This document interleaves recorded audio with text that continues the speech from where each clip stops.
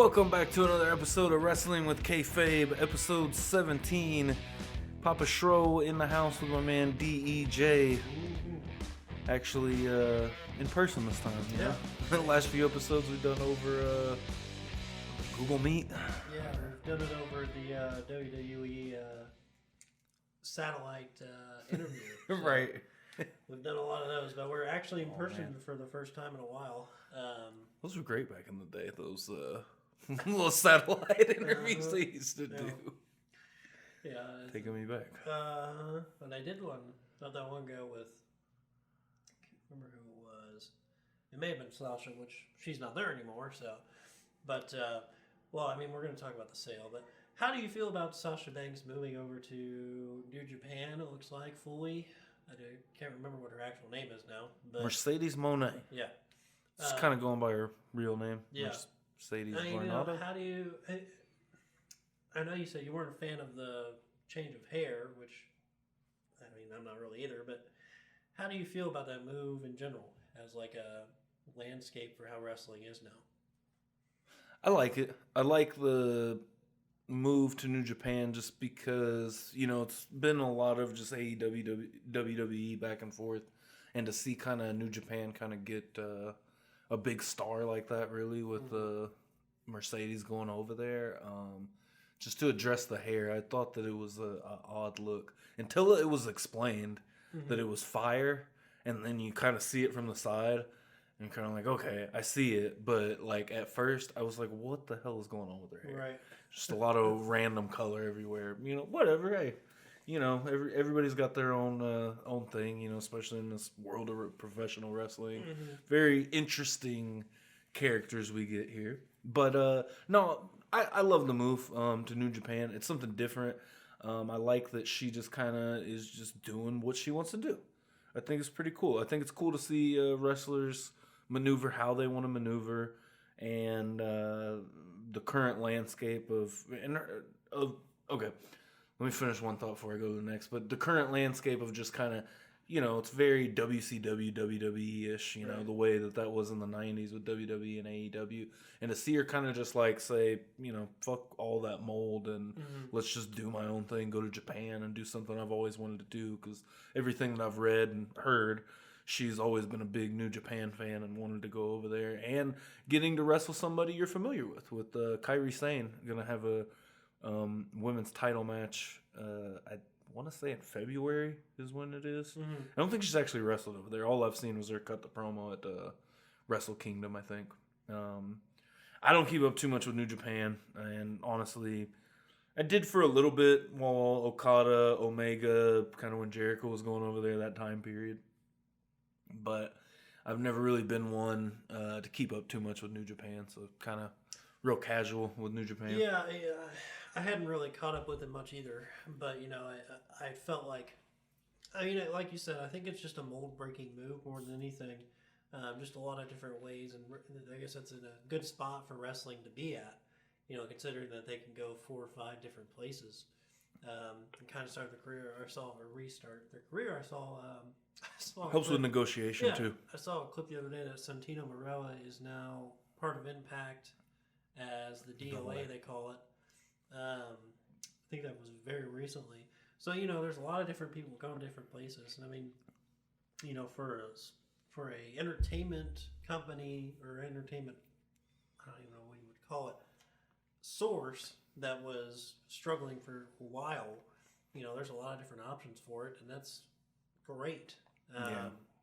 But, you know, I mean, a lot of things can change, as we've seen, and this one, I don't know how to describe it other than apparently there's going to be a sale of WWE. There's been no official word as to who has bought WWE or if it has even been sold at this point in I don't think it's been sold. Obviously, there's been speculation for years. That we know of. This is true. We know of. There was the story that broke that the Saudi Arabia corporation or group or something like that had bought WWE a couple of days ago. That turned out to not be true. And now they're saying Comcast is a front runner for it, along with the Cons, which that would be interesting. I think Vince would be dead before he sold to the Cons, but we'll see what happens. At this point, I don't know. Because I kind of think Vince. So let's kind of back up even a little bit more to the beginning of this week. Obviously, Vince has been out. He's been away. The allegations and everything that's come out through, I think it was the New York Times or Washington Post. So, whoever's been breaking these stories, Washington Street Journal, I think maybe. Right. Anyways, whoever, or Wall Street Journal. Anyways, so the allegations happened. Vince stepped away. Vince has pretty much strong-armed his way back in. I think there's a lawsuit going on behind it already. Right. But, he still owns the majority of the company. You're talking about a publicly traded company. It's on Wall Street. People put their money in. People invest. People take, it's a fluctuating stock. And, it's been great for WWE. Personally, as a fan, I think it's been awful for WWE, the product, everything. Since they made that move, has brought down the product in a lot of different ways but it's also helped. It's helped the brand, and the production levels. I mean, we wouldn't see what we see to this day, I don't think, if it wasn't for them going into that realm. But it makes everything a lot more tricky. Because, like you said, that we know of it not being sold. I'm assuming it's definitely not sold, or we would know just because it is a publicly traded company. Mm-hmm. And, that information is readily available. If it actually, at the point that it does go through, there's obviously been speculation for a couple of years now that they wanted to sell. I think Comcast makes the most sense. But I think we don't know where Vince McMahon's headspace is at. From what I heard, that he had a report basically that he needed to leave. He took that report, stepped away, and there's been reports of basically what he thinks he got bad information, and so he may feel that it was Matt Hardy's podcast actually that I was watching, and he said that he feels like Vince may feel like coming back with a vengeance essentially, and he was saying that Vince is very, as we know, petty person. Right. And is going to come back and basically say, fuck you, and, do what he wants. And at the end of the day, it's Vince's ball. And if he wants to go home with it, he can. He's still the majority. How he got his foot back in the door was essentially, he said he won't approve anything if they don't let him back in. And so they essentially had to let him back in. Or, what are you going to do with your TV deals coming up? What are you going to do about trying to make this sell? And so that's how we're to this point. And that's the only reason why, like I said, Comcast makes the most sense because NBC's kind of, they've kind of fought with having the Fox deal and having SmackDown on Fox and, both titles being on Fox for the most part. Mm-hmm. And I know, like, I've seen reports and, different videos and whatnot just explaining how, there's been back and forth and pushback from NBC and Fox to back and forth on who gets who, things like that. So with NBC being the vested company, WWE's pretty much always been on an NBC product. Right. And so with all that being said, that makes the most sense. But when I think about it and I try to step inside the mind of Vince and think, maybe he does just want to say, fuck everyone. Fuck Triple H, fuck Stephanie, fuck everyone else and anyone in this company that, wants to get me out of here, I'll sell to AEW or to the cons and let them do what they will. Yeah, unfortunately, that's probably pretty accurate. It's awful. Well, what? I sent you that message that day when Stephanie basically retired, it looks like. Yeah. And I said, well, this isn't good. And then a couple of days later, I think a couple more executives left. And then that's when you kind of realize that, or no, it was either the next day, the rumor that they'd sold the company. So when the daughter of a company leaves that has a big impact like Stephanie McMahon, something's happened. Yeah. So, I thought after the Saudi report, or, the report that the Saudis were going to buy, I thought maybe that was direct correlation with Stephanie leaving. Right. She didn't want to have any part of it if that's who was buying the company. Obviously there's been a lot of controversy around the premium live events in Saudi Arabia and things like that. But you know. Well, I think we've seen how big of a change Stephanie McMahon and Triple H can make in a company.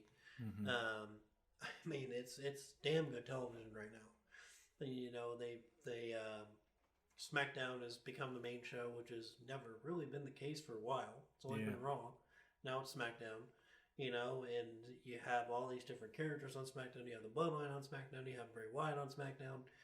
So I mean, Triple or Paul or whatever you want to call him. Yeah. The fact, just what you just said. I just want to stop right there. Mm-hmm. Just what you just said, because we were just kind of catching up on some things and watching a little segment from the Bloodline last night, and then watching the Bray Wyatt segment from last night. How amazing is it to be able to have both of those acts on one show, right, not interacting with each other, and both being, I'm going to do air quotes, but a main attraction of the show? How long has it been in wrestling, I feel like, where you have a show where there's more than one thing to keep you vested into the... I feel like wrestling, or at least the WWE product, what it's become over the last...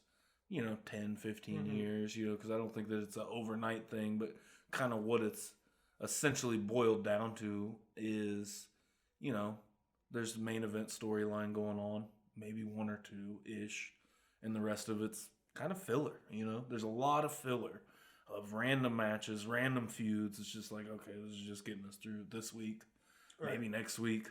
But seems like a vested product through and through, with storylines weaving through each other, and the fact that you can have a Bray Wyatt LA Knight storyline go on the same time as you have this intricate Bloodline storyline with Sami Zayn and his former buddy Kevin Owens, and everything just not, intertwining, but, everything's just moving on its own together. And I mean, that is wrestling, I think, at its peak. Well, that's the Attitude Era, essentially, the model. Mm-hmm. Well, yeah, essentially, because for, like you said, the 10 years, it was Cena Orton. Yeah. Or Cena Edge, Cena Edge Orton, Cena Edge, or Cena Triple H. It was never mm-hmm. two other guys and two other guys. Right. It was Cena and somebody. Yeah. So, yeah, I mean, that is a huge part of why it's been so successful the past 13, 14 months, whatever. But I think, to me, AEW has that issue, because their biggest attraction right now is MJF. Yeah. And they have that issue, and I know they're trying to push people and make them big stars, and in a way they are doing that. But everyone says, well, they have the Elite and the, Death Triangle or whatever, but that's not really... I don't think if you're a big wrestling fan, you're going to look at a trios title and go, well, I can't wait to see what happens to the trio titles this week. It's just something that you're not really going to look forward to. Even though they did have a great Best of 7 series. That was very good. But, now you take Kenny Omega away from the main storyline and he does the trios thing with the Elite. There's not a whole lot you can do with that. To me, Kenny Omega is one of the... He's become such a... I don't know. I'm just not a Kenny Omega fan. I feel like, we were kind of talking about New Japan earlier with Mercedes Moné going over there. And, Kenny Omega made me watch New Japan for a little bit. Mm-hmm. Him and Okada and that feud. That was some must-see shit as a wrestling fan. Right. But with Kenny, kind of... I feel like it's almost... I don't know how to say it. Almost narcissistic in a way, essentially, of like him stepping away. Like, I think that he wants to be perceived as such a like good dude, essentially, or something, within the wrestling community, and he wants like everyone to have their shot, and wants to be essentially the exact opposite of what Triple H was in 2003. Right. And so, but to me, it doesn't work like that all the time, Like, you are a top performer, you are one of those, top guys. And especially in that company, they need you at the top right now, I think. And, not saying force a feud with him and MJF, but I mean, how big would that be?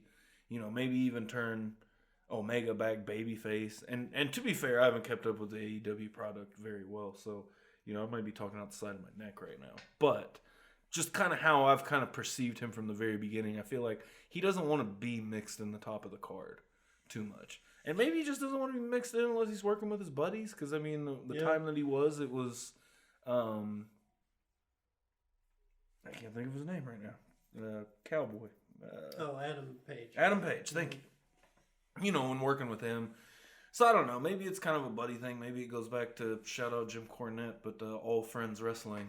Right. You know, everybody just wanted to work with their buddies. And, you know, I get that. And that is what it is. And, you know, I'm sure he's having a lot of fun doing the trio stuff right now. But, kind of circle back to MJF. Did you see CM Punk kind of diss the whole company on Instagram? So MJF posted an award he won for Feud of the Year, and he taped over CM Punk's name. And Punk commented on the Instagram post saying, maybe you can tape over those AEW ratings so nobody will see those either. And I was like, damn, that's... I feel like we haven't seen CM Punk do stuff like that very much, you know, like... And going back to, like, his WWE days when... I mean, he had that big podcast with Colt Cabana, but it wasn't really, like... I think he was just trying to tell his side of the story rather than... Or at least how I took it. He was trying to tell his side of the story rather than, like, fuck WWE, you know? So, just an interesting thing that I didn't expect. Well, I obviously, he's still interested in the product, or maybe coming back. It's kind of what I take from that. I'm sure he is, but I don't think he's welcome anywhere. I don't think so either. I mean, it's just like, you know, go home, which is a shame. But yeah. I think, you know, I don't know if he'd ever be welcome back anywhere. But, you know, I mean... He's got that X-Pac heat. Yeah. But, you know, I think MJF has done such a good job of just being handed a ball and running with it. You know, and I mean...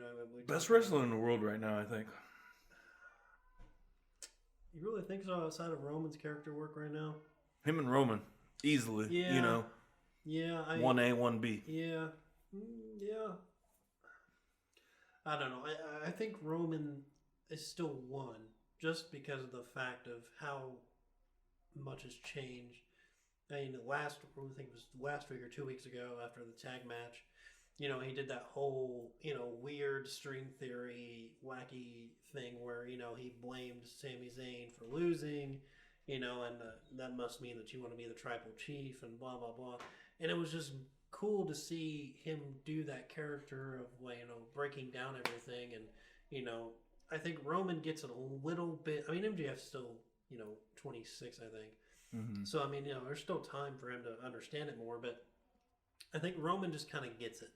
You know, and that's why it's worked so well. But MJF is doing a real good job because he's doing it all on his own. You know, he didn't have, you know, a group or anything like that. It's just him. He cut a promo, and again, I know I've disliked Chris Jericho's cheap heat, but you know, his ability to do it is, you know, funny, I think, in a way. Because they were cutting a promo and MJF had somebody's girlfriend, and he literally said, "Hey, look, I found the hottest girl in Chicago," you know, or something, and it, you know, it was, or the only hot girl in Minnesota and it was another wrestler. So I mean, you know, just simple digs like that, you know, it's good, you know, and it's so weird that he understands it this early in a career. I don't think it's weird at all just because of his interviews. If you ever hear him talk... It's in character the whole time. It is, and but... he understands it. Yes, but I think it's because, you know, that dude lives on, like, old school territory wrestling. Like, his interviews with Errol Hawani are great because it is in character, essentially. But, you know, at the same time, he's... And again, it goes back to just he gets it, too. And I just want to say Roman and MJF couldn't be doing this right now more differently, you know? Right. And I think that's why, because I do agree with you, Roman is still number one. He is the one. I think that, 1B, 2, whatever you want to call MJF, he's right there on that cusp of being right there with Roman.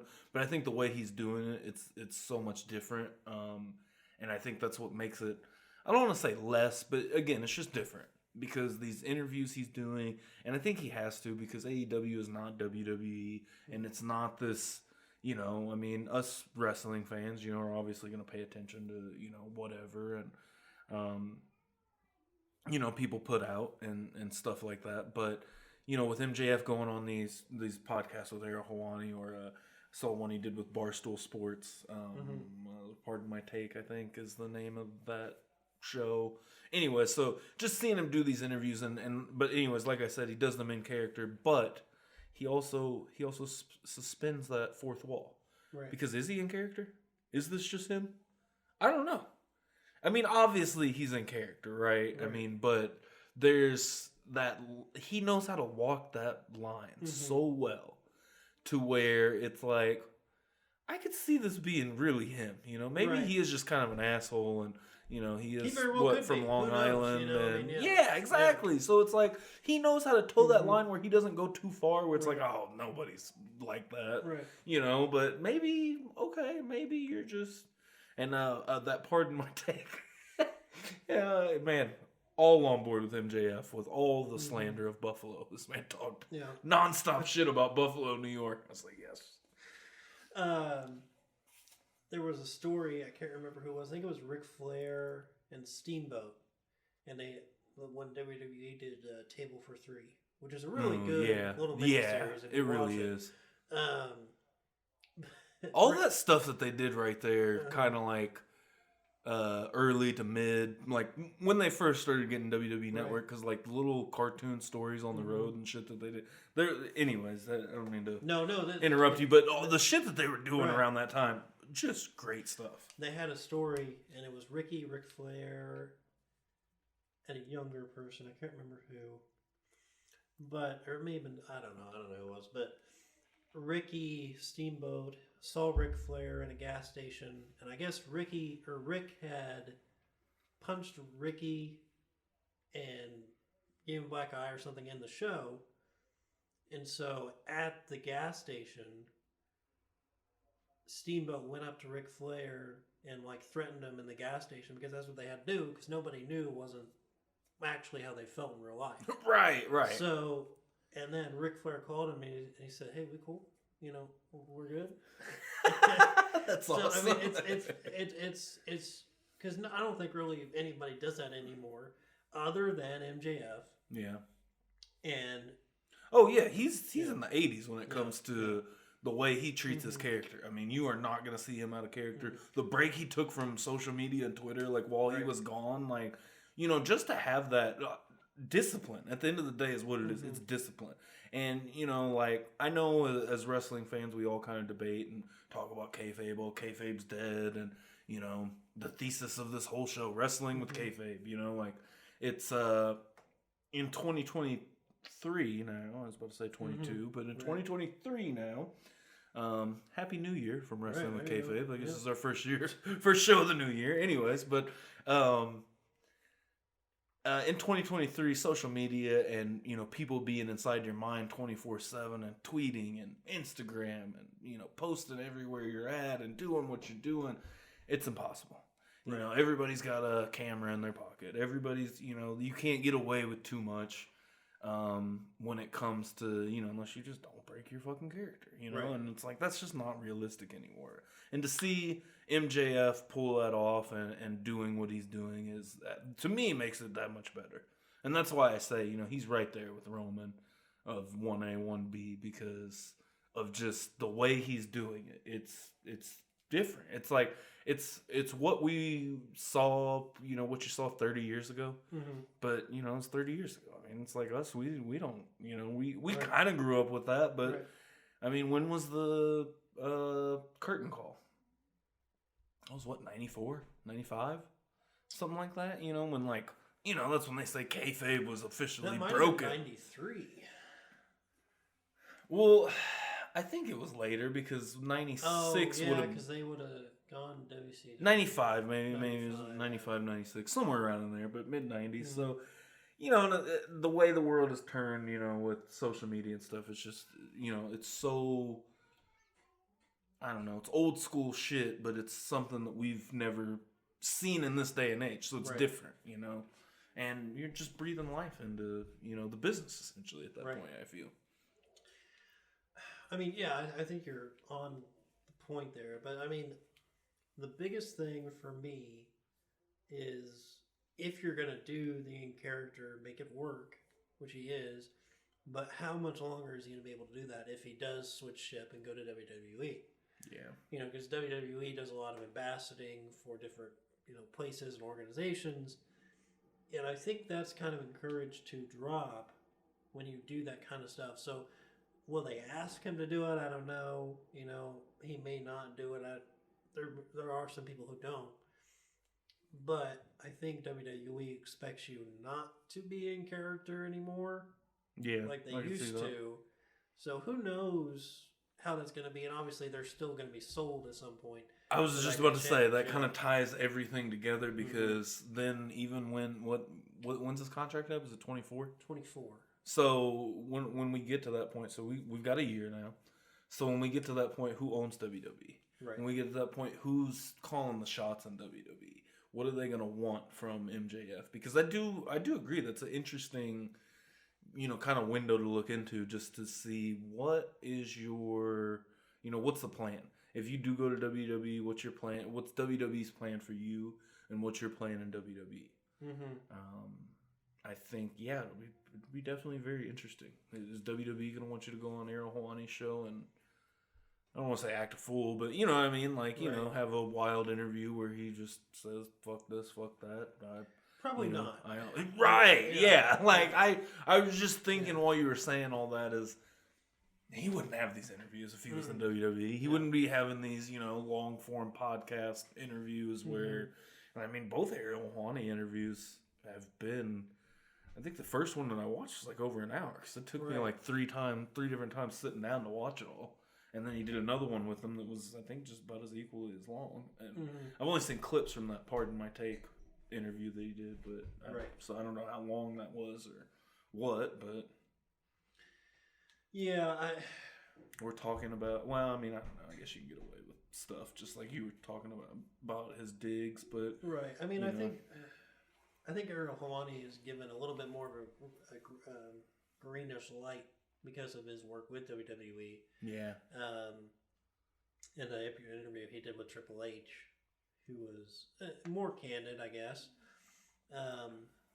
Well, I don't know. We'll see. Because I think WWE is starting to change that. Because Triple H is more of a media guy than Vince was. Which I think is good. Right. Because Triple H has gone, I mean, you know, he's part of the company. He went on Logan Paul's show, spoke fairly openly. They let Shawn Michaels go on Logan Paul's show. Damn, I haven't seen either one of those. Shawn Michaels spoke fairly openly.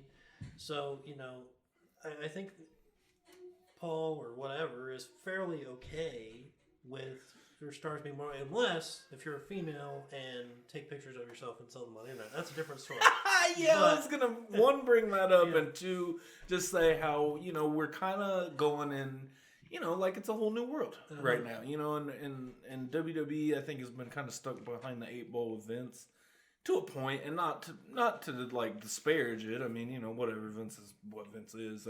I just mean in general, not to, you know, but because it's been very corporate and as a society we're turning away from that in a big way. Right. And you know, all these different podcasts. I mean, just shit, me and you sitting here right now, you know, talking our own podcast.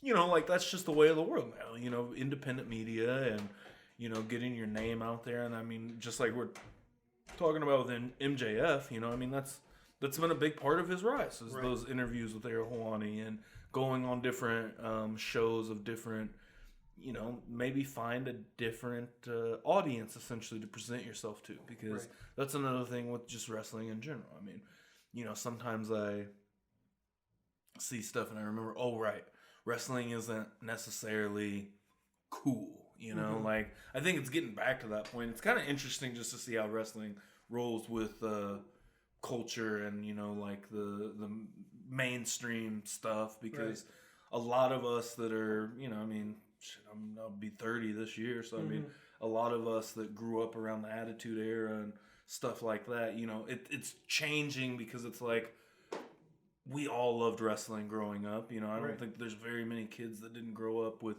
at least some type of wrestling in their face throughout the late 90s and early 2000s.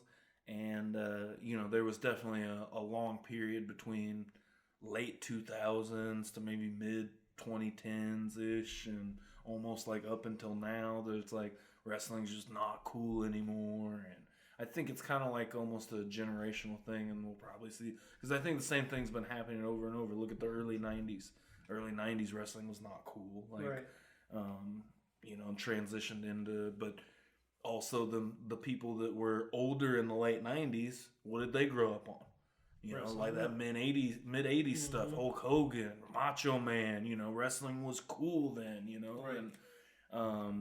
in the territory days, I mean, a lot of people loved wrestling. So wrestling definitely fluctuates with, just the culture of everything, I think. And I think we're starting to see that, because we're starting to see it become, again, air quotes, cool again, Right. I mean, I think the Fox deals help, you know, and putting it on a mainstream platform helps. I think it is definitely taking a swing towards, a more popular side, which is good. ESPN's constant, coverage of it is seeing thing. ESPN cover it blows my mind sometimes when I'm just like, wow. ESPN, that was where Triple H had his big interview after his health scare, when he came back. But just have that outlet is great. And I mean, talking from a UFC perspective, you've heard Dana talk about how, ESPN opened so many doors in the world of sports to them. And, WWE is what it is. It's in that weird area between entertainment and sport. I mean, at the end of the day, it's a sport. It's, you got guys going out there and, actively performing and stuff like that. Obviously, the results are predetermined, but, is what it is. Well, I mean, true. We were talking about the Mandy Rose situation. How did you feel about that? Because I mean, I understand that it's her private intellectual property. Intellectual property, that's what I was looking for. In business, I guess. But you do have a contract with a company that is very not that anymore. So it's trying to get away from that image that they had. So it's hard to agree to disagree on that kind of stuff. But I saw a lot of people get upset with WWE because, it's her intellectual property and this and that. But it's really not, because she has a contract with a corporate company. Yeah. And she's under the contract of a corporate company, that is nationally televised every week. So you can't really be doing that and, expect to get paid from a company that has tried to run away from that image for the last 20 years. Yeah.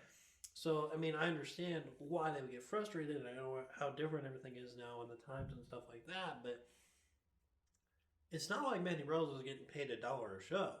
Right. I mean, Mandy Rose is getting paid a lot of money to, do it, and I'm sure somebody will look it up and say, well, that's not a lot of money. Well, it's a lot of money, motherfucker. Trust me, it is, because that's a lot of money per show, per ring, and she was the champion. So, I mean, it's not like she's getting paid a pack of peanuts, to do the job that they asked her to do, and they basically asked her to run the NXT Women's Division. In the help room, which, if you think about it initially, I don't know if I would have really picked Mandy Rose, but it turned out to be a good move. And I think she did a lot of good things for the NXT Women's Division. Absolutely agree. I don't know if I'm going to get any actual... So, I mean, I'm sure somebody will look it up and figure out how much, but, I mean... I'll just put it this way. I highly doubt Mandy Rose needed to sell the pictures to make money. There was no doubt that she was making money, good enough money to survive on her own. And, in NXT, she's stationary. So she didn't really have to go anywhere each week to do an NXT show. $150K annually. 150K a year. That's not... Which, I don't know how great of a source that is that I just looked up. From sportskita.com is what they're saying. What it's reported on here for 150K a year. So, I mean, 150K a year, that's pretty damn good. That is good. You know, in the spectrum of an athlete, not good. In the spectrum of an athlete, no. So, but in a spectrum of an everyday person. Yes, agreed. And keep in mind, like I said, she didn't really have to travel anymore because she's on the NXT roster. Yeah. They have one show, or however many, if they tape it or whatever. Right. But they have one show. They don't travel unless they do the takeovers. Right. And then they just have the shows. So getting paid $150,000 a year to not travel, to only do a stationary home, and only do a show a year, or a couple pay-per-views a month, maybe out of state. So what you may have. I mean, I don't know what their live events look like with NXT or anything, but I mean, generally, what about 5 shows a month? Probably. You get your premium live event and 4 for NXT. Right. And again, I know people are going to say, well, the males get paid probably twice as much. They probably do. Yeah. And I mean, there's not a lot anybody can really do about that anyway. I mean, they just do. I mean.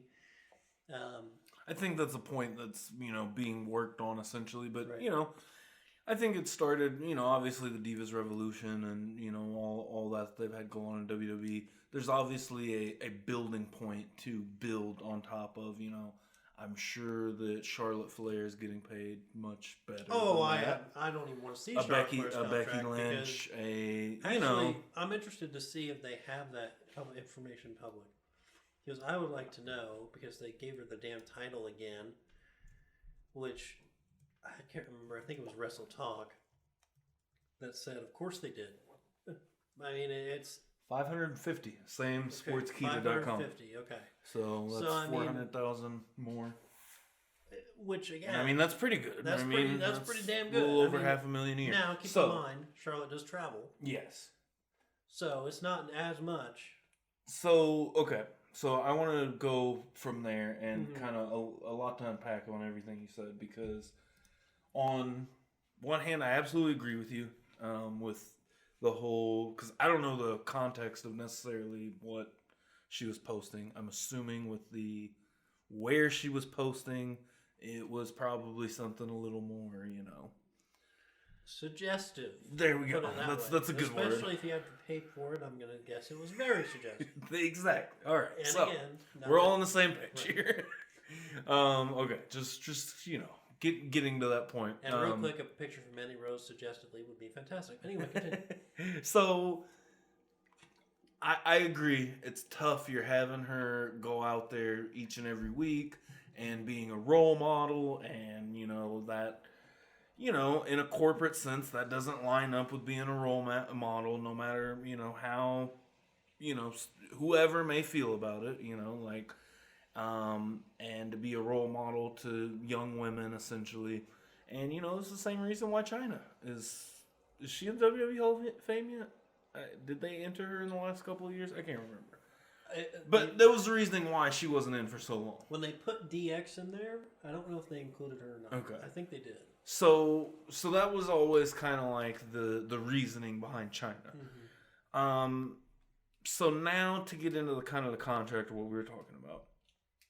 So the one big thing out of context that you have to take into effect is when you're talking about 500. I mean, and granted, anybody's salary, it doesn't necessarily, you're not counting, but 550K a year, 150K a year. You're not taking into account the taxes. And in Charlotte Flair's situation, you're really not taking into account, because what was your key statement? She travels, right? Right. That means you're paying taxes in every state that you work in. Mm-hmm. So if you're working in 50 states a year, guess what? You're paying taxes in 50 states. Right. So, that's one thing that's difficult with, people in this line of work, whether you're, an actual professional fighter or you're a professional wrestler, because at the end of the day, you're treated like an independent contractor. Mm-hmm. This is where I have a problem with everything. Because if I'm an independent contractor, I'm not employed by you. I'm not, I am nothing to you, essentially. Right. I am someone you pay to show up on a X day, X couple of days. For the most part, I mean, I don't know how WWE travel works, but I don't think that they pay too much for travel. I mean, all the road stories we always hear, and even the ride-alongs that they had, this day and age of, these day and age wrestlers. Do you think WWE's paying for their rental car and paying for their gas to get from Louisville to Kansas City, on Monday to Tuesday? Or I mean, there's just a lot to go into. Yeah. I mean, and not necessarily we need to get into these conversations. Just there's so much to go into it to say. I say all that to say this is, who is WWE to tell Mandy Rose what she can and can't do? If you want to guarantee her money, you want to give her employment, I think you have a better. Don't do that. You can say don't do that. But as an independent contractor, I think it's hard to tell people don't do that. And I think, there was a big thing that went on, I can't remember how long ago it was now, 2-3 years ago maybe, where Zelina Vega, that's where she got let go of. I know she was doing OnlyFans, but selling like old merchandise on there and like stuff like that. It wasn't even anything like what we're... suggested. Yeah, what we're expecting that... Mandy Rose, because I haven't looked into it too much, and I don't know exactly, I haven't seen what she was posting or anything like that, but, to be, I read Shawn Michaels' statement on it, he was appalled, and, immediately wrote her off TV. I just read an article about that actually this week. It's funny that we ended up talking about this, but, so... I don't know. That's my standpoint on it is, as an independent contractor, going back to, everybody's intellectual property was property of WWE, essentially. They made that rule, and you got to, if you're on certain stuff, you got to get off. If you're doing your, because I think it's AJ Styles in a stream on Twitch and, stuff like that. And Xavier Woods. I think a lot of them do. Exactly. Yeah. So, essentially, WWE said, okay, that's ours now. And it's like, well... fuck you. Like, what do you mean? Like, I'm doing this for myself on the side. You can't tell me to not, And I mean, pretty much everybody complied with it. Zelina Vega was let go because of it. She's back now. And I think that they probably have a more relaxed take on that now. Especially if Mandy Rose was on there doing that. I'm sure that they kind of knew to a point until they looked into it. I think that's what the issue is people are having, is that she was allowed to do it. But like I said, I don't think WWE really knew what she was doing, per se. And I know people will go, well, it's a corporation. How can they not know what they're doing? It's their privacy to a point. So I think WWE was like, okay, like, whatever, do your own thing. Yeah. But when someone brought it to their attention, like, oh, wait a minute, you can't be doing all that. Right. And then just for context, Roman Reigns' contract is $1.2 million approximately and above. Okay. That's double, but I don't think that it's... But that's... crazy. You're also paying the best wrestler in the world right now $1 million. Yes. So, I mean... And that's chump change. Right. I mean, just put that in context. I mean, Patrick Mahomes is making 40-something this year. Aaron Rodgers made... a lot of guys that are making 40-something, yeah. $52 million this year. So just put that in context with other athletes, and this goes back to my argument of what I'm saying about Mandy Rose is like, I mean, I'm looking at other professional athletes and they're getting paid, these insane sums of money, and I'm getting $1.2 million. What is that? I mean, well, keep in mind, granted, Roman's working a light schedule this year, but keep in mind that a lot of these guys get bonuses per pay-per-view too. So I can't remember who was talking about it. I think it was Maven. That's something big I would negotiate because look at the UFC's model. I mean, their top guys get revenue share of pay-per-views and stuff. And yeah, absolutely. If I'm Roman Reigns and I'm the one that's selling WrestleMania, absolutely I should get revenue share from that. I can't remember who it was. It may have been JBL or it may have been Shawn Michaels, somebody. Somebody was talking about the check Vince McMahon handed them after WrestleMania. And it was a check that he had written or the company had written for that person. And it was $200,000, something like that. So keep in mind, these guys are getting bonuses on top of what they get paid. And just to go back to kind of what I was saying, because this falls in line perfectly with the UFC, it's that backdoor money, and it's the, you know, and as much as we talk about it and in the media and just, you know, shooting the shit with your buddies and stuff and talking about of, you know, if it keeps these guys content, I mean, who are we to say necessarily? I mean, if you see a guy that's fighting for 200 and made 400,000 for a fight and you know, was the main event and, you know, fought Conor McGregor, or, you know, something like that, had a huge event, and you're like, well, that's fucking chump change. Right. You know, I mean, if he's content with it, I guess, you know, whatever, who am I to say? And, you know, if Mandy Rose is content with making $150K a year, or Charlotte, $550, Roman, 1.2, and getting that, I don't want to say under the table money, but, you know, that undisclosed money, you know, I mean, it is what it is. You know, it's all speculation, and, you know, you don't know exactly what everyone's getting paid. But that is part of the problem, because then you have a guy like Dominic Mysterio. I think that's a bad example, but just because that's Rey Mysterio's kid that's been in the wrestling business for 30 years. But, you know, you get a young guy like that, you know, doesn't know what he's doing, doesn't know what he's negotiating, doesn't know what people are getting paid, kind of things like that. It makes it more difficult, makes it harder, I think, on younger guys and whatnot. But interesting. Becky Lynch's net worth for 23 is slated at $7 million.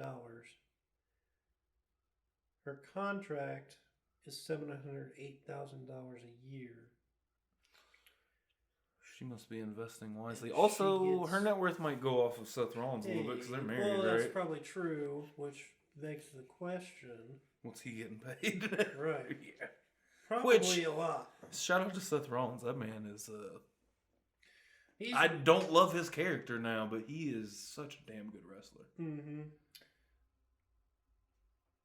2010, he's going to run with Seth Rollins. If this is true, that's going to be interesting. So, right now, okay, hold on. So, Seth Rollins' current contract at the moment is $3 million. Interesting. So, if all this is true, that means he's getting paid more than Roman. You're paying him more than Roman. Interesting. Part of me wouldn't be hugely shocked by that. Just in the simple fact of, like, I'm how... not really either, yeah. Yeah. But I mean, mean, how Vince probably perceives him, because I think that's a guy that Vince was very fond of. Because, I mean, any of these contracts right now are more than likely all Vince is doing. You know? Right. I mean, how much is Triple H navigated, or the company navigated contractually? Obviously, I guess the new guys that have been brought in and stuff under his watch, maybe like an Emma or I can't think of anybody else off the top of my head. Bray Wyatt, maybe, you know, kind of thing. I know we keep looking up contracts, but that's another good one to look up for sure. It's interesting we get in this whole conversation. You know, in the MMA world, fighter pay is such a big topic always, and you know, you don't hear a whole lot in the wrestling realm about pay. Bray Wyatt is reportedly earning $4 million a year. That doesn't shock me either. Which, I mean, you know, if you sit out of a company for a year and the company that fired you, you're going to come back and open up a money bag and say, just toss it in here. Yeah, not to mention the way that the, you know, crowd was begging for it, you know. Right. And the fact that, well, he could just go over and sign with WWE instead. Or AEW, excuse me. I mean, I doubt they'd have $4 million for him. But I mean, you never know. I mean, that's some long money. That's oil money. That's you know, Jaguar. They own the Jaguars. You know, there's a lot of money. I don't think they would be willing to pay him $4 million. I agree. I don't think so either. Just because I don't know. Just that what do you do with him? You know, I think WWE is the only place that really has an idea of kind of what to do with him. Maybe. Man, that's interesting. But, you know, even talking context-wise of, like, $4 million, I mean, you know, at the end of the day, like, what's a very low-level NFL player? Right. That's getting $4 million a year, you know? I mean, And me and Ray were just talking about this last time. I mean, the going rate for a backup quarterback's from, in the 15, 20 million 10 range, to 20, Yeah. I mean, it is interesting. That's a backup, like you got, when we're talking about wrestlers, I mean, most of these guys are, especially that we're looking up, and women are, top flight talent, right. I had gone to the AEW show when it was here, whenever that was, in the winter, or spring, fall. And they are some of the most athletic people you'll ever see. Yeah. I mean, you see it on TV and like, oh, that was cool. But when you see it in person, it's like, holy shit. I mean, it's a whole nother level of how athletic these people really are. Yeah, when you see, guys like Jeff Hardy and whatnot and climb up a 20-foot ladder and jump off of, and you're like, oh, that looks cool. Like, oh, I could do that. And then you think about it and put yourself in that position. Right. Like, yeah, you want to jump off a 20-foot ladder? Yeah. I don't think so. No. Yeah. Like, onto the floor and with the tables. And right. Yeah, you don't really want to do that. And I doubt Jeff Hardy was making that much money then at the time. Man, that's an understatement, talking about millions of dollars. I mean, I'm sure that man was not getting paid much money at all, really. I mean, no. But, I think it just all goes back to, money at the end of the day. Because, who is going to have the money that, Vince wants to sell? I mean, WWE just made $1 billion last year. Well, when MJF was posed the question, if WWE pays you 1 penny more, are you going? Absolutely. Well, I don't care if it's 1 penny, if it's 25 cents, if it's $1 million more. Whoever's paying me more, that's where I'm going. It's all about the money. Is like damn near verbatim what he said. And I thought, interesting take. But I mean, in the grand scheme of things, when you're talking about business, I mean, it is all about the money. And especially when we're talking about selling the company. Right. I don't, and who knows how much of that is truly how he feels. But, at the end of the day, like you said, they're independent contractors, and money is money. Mm-hmm. So if you're paying me $100,000 more to go to a bigger company, I'm probably going to take that deal. Yep. And I mean, if it covers my travel, so be it. But, And then how much money is a wrestler spending on gear? Right. And different things to compete and, all of that kind of stuff, I think is also another. Because you got to think about it like, NFL players go broke that are, making $20 million a year. So what about these wrestlers? How are they, one day you got to sit there and think about, okay, what am I going to do when I retire? What am I going to, granted WWE, I will give WWE a lot of props for the way that they keep wrestlers employed. I was going to say, a lot of their wrestlers are still under contract. Look at Jason Jordan. That's a great one. Corey Graves. Mm-hmm. Look at Corey Graves found a second life in commentating. They do a really, really good job. I mean, because, if you're a professional athlete and anything else, really, I mean, unless you're coaching, I mean, are you maybe as an analyst or, color commentator? There's things out there for you to do, but it's not like the league is taking care of you. Right. WWE is taking care of their own. And I do respect that and commend them for that because, maybe it doesn't happen all the way, but they do a pretty good job of, especially if something traumatic like the Jason Jordan or the Corey Graves situations happen, they try to keep you in-house and keep you working and making money. Well, I mean, look at Joey Mercury. And, how he was part of J&J Security, Jamie Noble. There's just a lot of guys that they keep. I read a thing that Jamie Noble did or was going to have a retirement match on a live event. Yeah, he did. Yeah, that's pretty cool. Which is cool, but I don't really know if I wanted to see that. But right, that's why they put it on a house show. Yeah. I mean, but it'd be cool if you were there, Jamie Noble. Like, oh shit. But yeah, I mean, WWE does do a good job at that of keeping guys on contract. I mean, Ric Flair was on contract and then his contract expired and then he had a bunch of issues in his life, whatever happened. And I think Paul, basically said, you got to hire this guy or else he's going to die. Yeah. I mean, you have to bring him back. So I think Vince did. And I don't think Vince was a big fan of Rick at the time anyway. Yeah. So, props to him to realizing that. And I think that's where it kind of came from. It's like, well, if we bring all these guys back, they don't have to be on TV anymore, but you can't really not hire people who, sacrifice their bodies for you for 10 years, and just say, well, thanks. Yeah. Look at McFoley. Man. McFoley had so many different runs in the company that weren't impact, jobs. But McFoley's take of McMahon, I know I've talked about this once, is very interesting. If you talk to him about McMahon, he's not really a big fan of Vince McMahon. But he respects Vince for giving him a job and for all the work that he does. But if you actually talk to him, he's not that big of a fan of him. Yeah. And who knows why that is. He talks about how in his commentary days, he was appalled at how Vince spoke to him on the headset. Yeah. Think about every commentator's come out and said something about that. Bless Jim Ross and Michael Cole for doing that for so many years. Man. But to give a little bit of slack to Vince, I mean, that was his role. So, I mean, he wants it done how he would do it, which, and they actually asked Jerry Lawler in an interview. They said, well, how often did Vince ever talk to you? Jerry said, I never talked to Vince. Yeah. I maybe once in 30 years. And he said, the only time he ever said it was, good job, Jerry. Yeah. And Jerry said, I never spoke to Vince. Never. He never was never in my headset.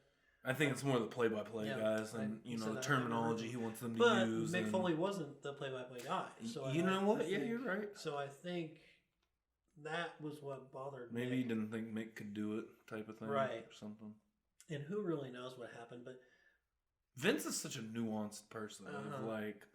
He's a piece of shit, was terrible, did a lot of awful things, but he did do a lot of good things. Mm-hmm. And just like we're talking about right now, giving people jobs when they needed it the most, and different things of letting people come back, the Ultimate Warrior thing when he came back at the end of his life. I don't know, just all the different things that he's done over the years. I mean, he's done probably as much good as he's done bad. Equally, or... Yeah, I think it would weigh out. Right. That's... Not to say he should be back in any type of, way. Especially after everything that's happened recently. Right. But I do think it's funny that they fired John Laurinaitis, and they kind of said, don't come back. So, but it was for the same thing. That needed to happen for a long time. So, it did, but it's just weird that you would fire Laurinaitis, and maybe they were just looking for a reason, but you would fire Laurinaitis, but, I take that back, because Vince, like you said, had a majority of the power still, even when he left. If Vince did not, I don't think he would be back. Vince. Right. Oh, absolutely. The board did not want him back. No. Nobody there wanted him back. Because of the stories I read. Yeah. I read Stephanie and Triple H were basically telling him, please don't. This is kind of what we're doing now. Well, and I think that it also sucks just from a human standpoint. I mean, at this point, he's pretty much alienated himself from his family, pretty precisely. Mm-hmm. Shane, and which, Shane didn't do himself no favors, but, letting business get in the way of your personal and family life, which, with that family, I feel like that was always going to be the case anyways. Obviously, they were all, how old was Stephanie and Shane when they started, getting put on camera? Linda was on camera. 20. Right. It's their whole life. All of them, Vince's whole life was promoting wrestling, and Linda stepping away so she could get into politics, and but yeah, Stephanie and Shane pretty much a hand in it their whole time, and I think him and Shane just are different business wise, and are never gonna click when it comes to that. But obviously it creeps into because we haven't heard anything about Shane, and it's been over a year. Every article I've seen is that Stephanie is very, very Vince in a lot of ways. I could see that. So I mean, it not so much the non-disclosure agreement part, but just the overall parts of the company. So I think that's probably why Shane just kind of walked away, because I think he knew that it was going to be Stephanie's job. Absolutely. But now that Triple H is here, and that may be why Shane doesn't really want to be part of the company, because he knew once Paul, was in the family, it's probably not his job. Yeah. Which that's who's going to basically take over. Which, it really shouldn't be, because look at how good of a job he's done in 1 year. I mean, it's a completely different program. Triple H. Uh-huh. Yeah. Absolutely. Absolutely. Even NXT is a completely different program. Yeah, and I mean NXT in its heyday. I mean, that was all Triple H. I mean, and what he did with that, and bringing in the indie wrestlers. I mean, Triple H has opened the door wide open into a whole Pandora's box. I feel like I would really kind of call it. Even like last year at the Royal Rumble, Mickie James coming out with an Impact title around her waist. Well, I still think that was Vince. I mean, obviously Vince still had a Right. hand in that, but I mean, I don't think that happens without Triple H's influence. Right. And, going out and getting guys like Shinsuke Nakamura, Samoa Joe, AJ Styles. I mean, I don't know how much AJ Styles was Triple H, but, Well, I think it was a lot of somebody else, because somebody asked him, and they said, you should go out and get AJ Styles. And Vince said, who? That doesn't shock me. So, I mean, and Vince is probably so oblivious to anyone else. And once they showed him, Vince said, "Oh yeah, I want him." But even like the calls, like you ever hear the transcripts of their calls with board meetings, and how he just was so dismissive of AEW in the beginning, and how he's just we're not in competition with AEW. I don't know what AEW is, or just the wild shit he would say about AEW. It's just man, you're either delusional or you're so far separated from everything else and so entrenched into your own product, which, it can be a good thing, at points. But I think you always have to be on your head on a swivel and see what's going on. I mean, right. How are you supposed to...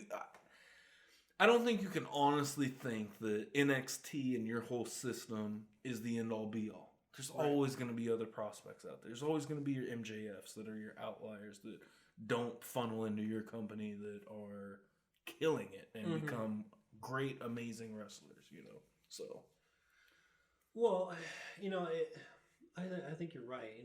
There was a time where Impact or TNA or whatever, had a long list of names. Had a long list of names that are somewhere else now, or back in WWE or with WWE. A lot of those guys were really. I can't think of one guy who's not on TNA or was on TNA at a time that isn't with WWE or AEW now. Yeah. No, that's true. I mean, because Petey Williams is an executive for WWE now. Yeah. Robert Roode. Yeah. AJ Styles, Samoa Joe.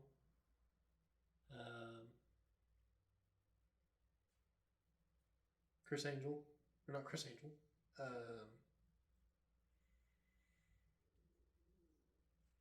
What was his name?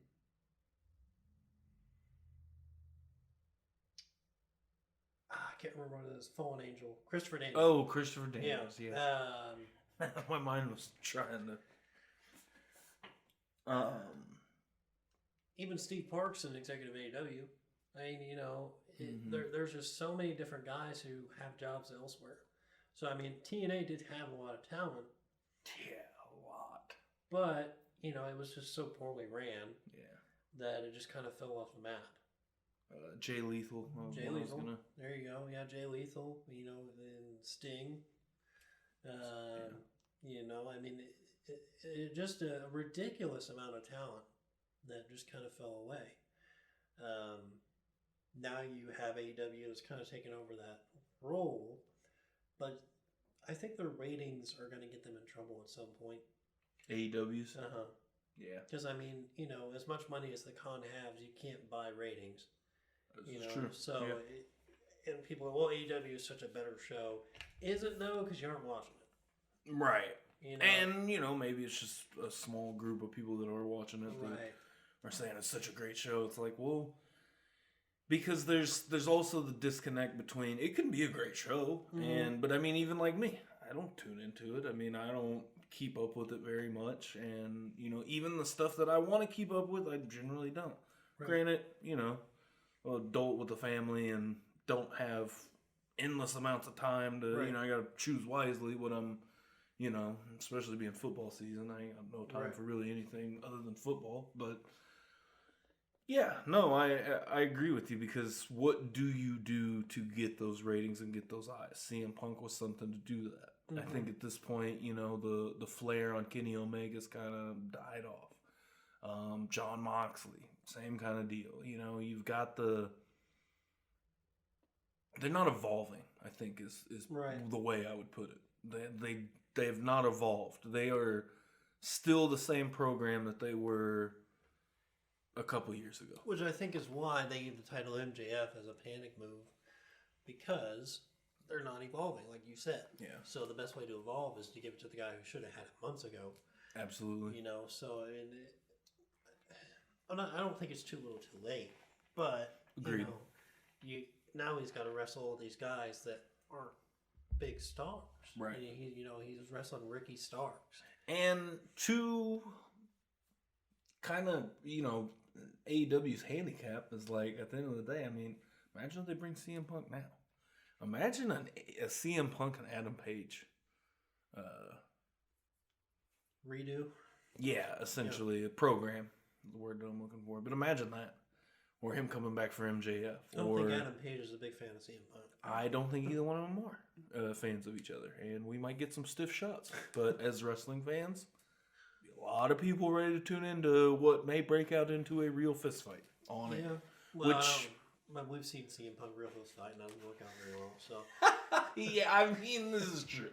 I mean, obviously, I don't mean it would be. I think both of them are professional enough that it wouldn't be a full on shoot, but you get some stiff work in there. And as wrestling fans, we enjoy it. Getting to see people working out their real life beef in real time in the ring. So I think it's definitely an option. It's a hard option to go with, because like we talked about earlier, it's a how welcome is CM Punk anywhere in the wrestling business at this point? But not very. Yeah. It's kind of crazy how I feel like everything we talked about today kind of tied into like other things we were talking about. Mm-hmm. It really, everything is just really in a flow state of wrestling right now. Whether the sale of WWE, AEW's rating problems, CM Punk situation, the whole Mandy Rose situation that, again, I think it's hilarious. I kind of read about that this week, and the fact that we ended up talking about that, which ties into really everything. And then, just the morale of the WWE locker room and seeing what they're going to be moving forward, and Vince's role, and Triple H giving a whole speech about, nothing's changing for now. And so we'll see. I think the hope is that Vince sells the company and then leaves. Yes, absolutely. Best case scenario. Which, I mean, it sounds like that is his plan, to sell and then leave. Yeah. What do you think? What do you think? So, what do you think where WWE will be sold? And then I think a different kind of answer is logically, what do you think is best case scenario? Well, I mean, I think best case scenario is Comcast. Yeah. And then best case scenario is that they continue to let Paul be the main front guy. Mm-hmm. I think the Nick Khan or whatever is a part of it, and I don't know how much he does. I think he's more of a corporate side of it. But,